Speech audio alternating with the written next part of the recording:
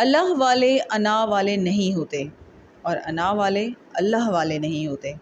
آج کی آیت کا ترجمہ شروع کرتے ہیں۔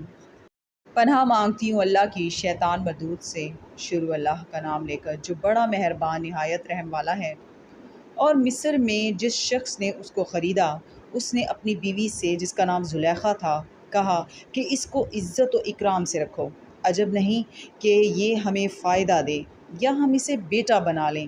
اس طرح ہم نے یوسف کو سرزمین مصر میں جگہ دی، اور غرض یہ تھی کہ ہم ان کو خواب کی باتوں کی تعبیر سکھائیں۔ اور اللہ اپنے کام پر غالب ہے، لیکن اکثر لوگ نہیں جانتے۔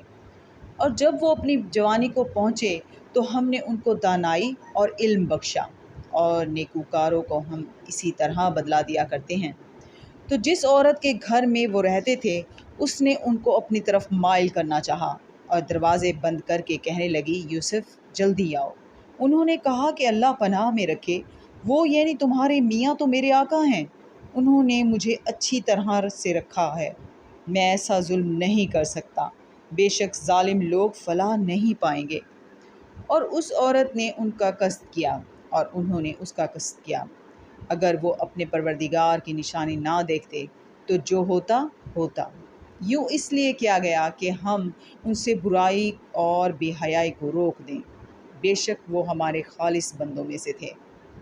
اور دونوں دروازے کی طرف بھاگے، آگے یوسف پیچھے زلیخا، اور عورت نے ان کا کرتا پیچھے سے پکڑ کر جو کھینچا تو پھاڑ ڈالا، اور دونوں کو دروازے کے پاس عورت کا خامند مل گیا۔